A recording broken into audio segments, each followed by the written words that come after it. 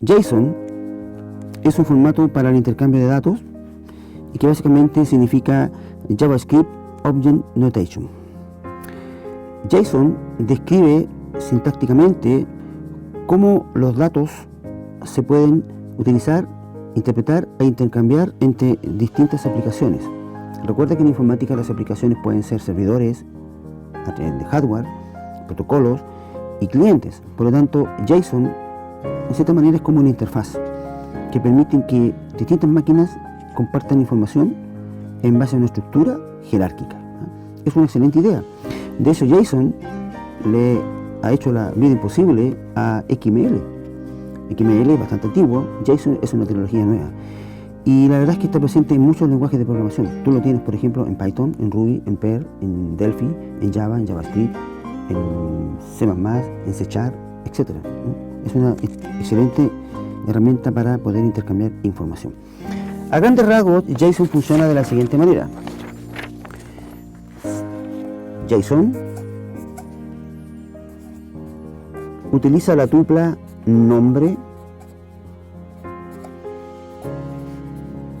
valor. ¿Okay? Por ejemplo,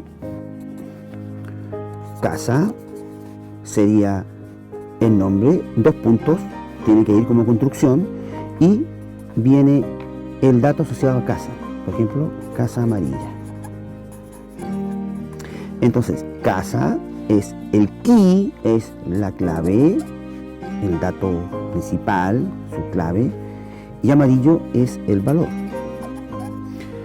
Cuando están encerrados entre string, entre doble comillas, esto es un string. Sin embargo, los datos que soporta JSON son números, son string, son booleanos, bool, o sea, verdadero y falso, arreglos, objetos que se suelen colocar entre llaves simples y datos de tipo null. Por ejemplo, vamos a ver una estructura típica de JSON. Un ejemplo, tenemos un corchete, tenemos la entrada de frutas, el objeto frutas, el cual se le asigna un arreglo, el cual tiene el objeto nombre fruta, por ejemplo, que está asociado a manzana, coma, y tiene el objeto cantidad 10 manzanas. Esto significa que en el objeto fruta está compuesto por un arreglo donde hay una fruta que se llama manzana y que hay 10 manzanas. Estos son los valores key, y estos son los valores. ¿Okay? También podríamos tener, por ejemplo, un nombre fruta, pera, ¿no es cierto? Acá. Y su cantidad puede ser 5, ¿ven? Y así tú vas armando una estructura de tipo arreglo y como cualquier arreglo se cierra con corchete cuadrado.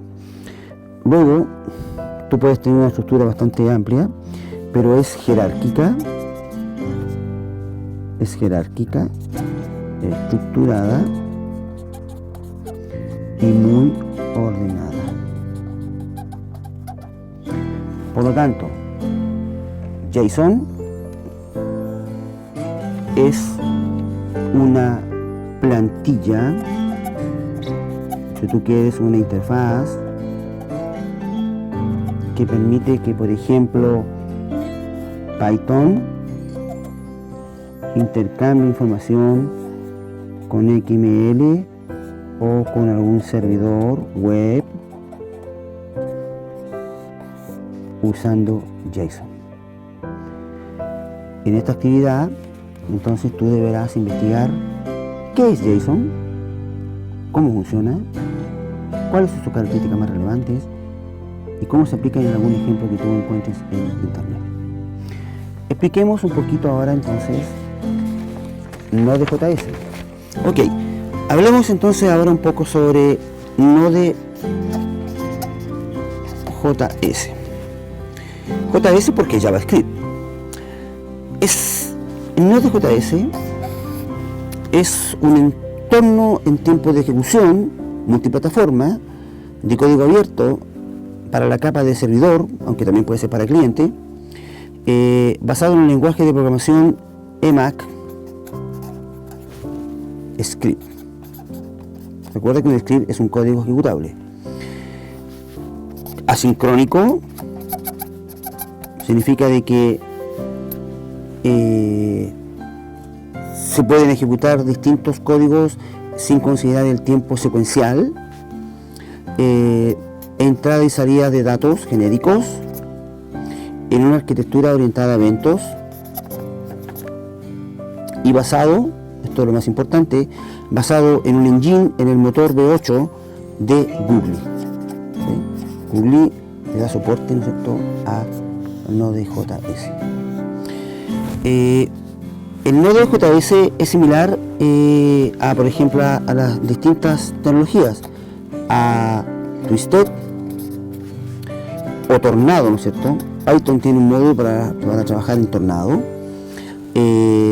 También puede ser el de Pair Object Environment, también le da soporte a lo que es JSON y a lo que es Node Environment.